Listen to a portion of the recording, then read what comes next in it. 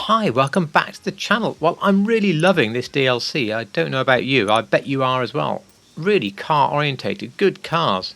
And I'm now buying my third one, the Nissan 300ZX, or the Euros X32 as they call it in game. $1.5 million, so not the most expensive by any means.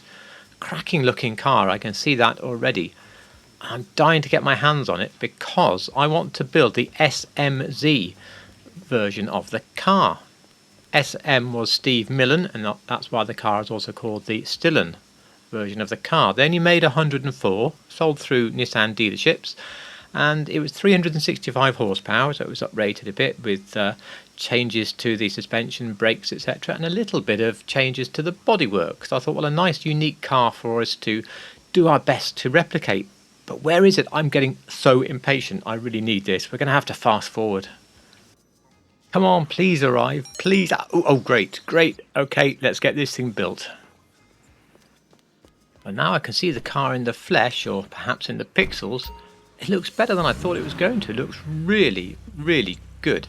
And I think it's going to be a fairly simple build. Not every body part from the Stillen is available, but we'll do our very best as we go through. So let's get started then. Always going to go full armour. I'll leave the brakes for the moment.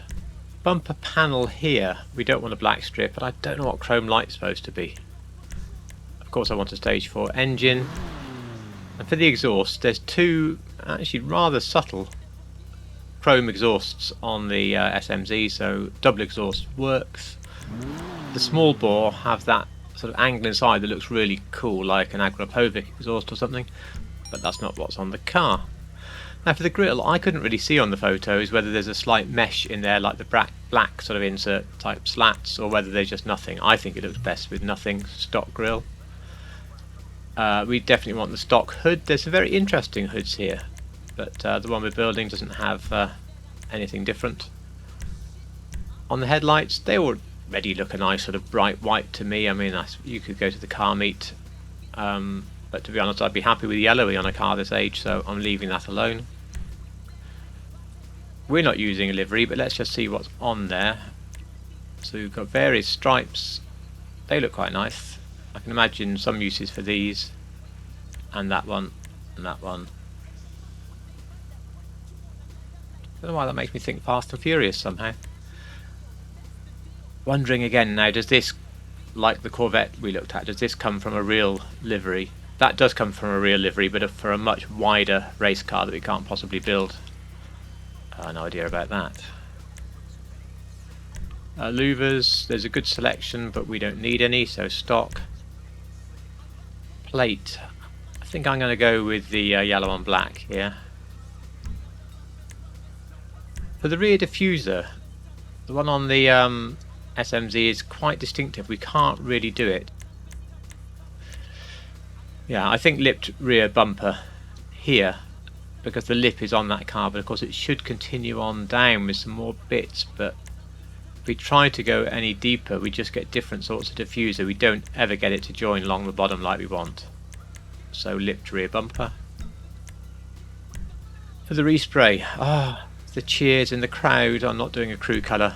Let's just get straight in with a classic Torino red.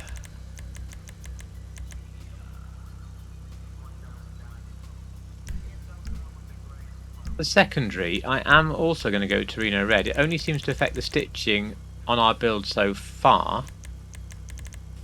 But I think I want a secondary colour part lower down, so gone straight past it while we're talking. Okay, so secondary is Torino red. Side louvers, well, we just want glass, so interesting, but we don't need them. Now on the skirts, the reason I went secondary is that these secondary side plates look to me to be sort of stuck on and just slightly bolder than the stock skirt, not by much. Hardly anything look, but there is what looks to me like an uprated skirt on the SMZ car, so we go secondary side plates now. Splitters, well, aggressive though they look, we don't need any of them, so it's just stock again. Now the spoiler The hoop initially looks good, but this anise wing here is pretty much exactly, I mean, they must have based this on the SMZ car, they just must have, with the two uprights and then the hoop going slightly outside the car. That is close to perfect, close to what we want. So anise wing. I don't want a sun strip. For suspension, this the low one, the competition suspension, looks good. I won't do transmission for the moment, but you know, it's a twin turbo car. I can't not do the turbo. Now for the wheels, I did some pre-looking, as you can imagine, for this, and I really struggled because I want a nice bright silver painted wheel, and all the alloy coloured wheels in the game just look terrible. They look grey. I came up with some options, and I really think you should make a free choice here. But in the high end, you can get the GT Chrome. Now that gives you a brighter wheel than the standard, but at least it's not horrible dark grey. It's got 6 sets of double spokes instead of 5. They're not quite in the right place, but I think that's a very viable option. Also in track, something like the Split Star maybe, but again look how grey it looks. And there was one more, yeah, the Expressway. Again, it's not a million miles off the style, but again the colouring is all wrong. So what I decided to do in the end was forget all of those horrible grey wheels and assume the owner had fitted some nice aftermarket wheels, like the ones you see above. Those look absolutely lovely. They suit the car. They're going to give a build I'm going to be much happier to have, and why not? Wheel changes are common, so they are Giga Mesh in the track category. All that remains is to decide on a colour, and I went with straw brown in the end because I wanted a very light gold, and straw brown does very well as a sort of light gold substitute, so that was the one I went for. Again, if you've got this HSW stuff, console stuff, you've probably got more nice colours available to you. There's no tinted windows. I forgot the bulletproof tyres and I had to fit them later off camera, but don't forget your bulletproof tyres, and that completes the build on this car. Okay, this looks really good. No regrets on the use of the aftermarket wheels. Many regrets driving the wrong side of the road. Okay, so we've got a good looking car. Let's have some first driving impressions, see what we think about this thing overall. Whoa. I think the first impression is the acceleration wasn't quite as quick as I thought it would be. I mean, this is not a slow car, but I wasn't blown away considering this has nearly all the performance mods. But as I think I said with was it the Corvette, we have hundreds of cars. They don't all have to be the fastest one, as long as they're fun and we enjoy owning them for whatever reason.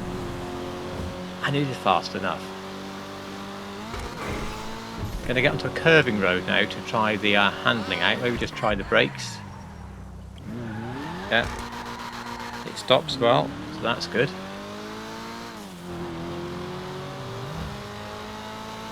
Yeah, the sound is not as inspiring as I would have liked, that much I will say. But so far the handling has felt secure. I mean, the last two cars, the Bentley and the C1, they were very secure handling. And I think this is the same. This is another stuck to the road car. Yeah, if I really yank on the wheel. Yeah.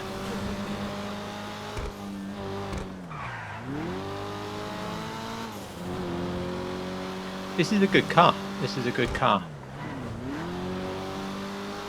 Certainly not one for the drifting in, perhaps, but with that sort of handling, it really enables you to get places perhaps quicker than you think the engine would allow, just because the grip is there. And I mean, we've been on and off the bumps with my terrible driving, and it's not really affected by them. So overall, then, I think this is a good-looking car. If you want a slice of classic JDM,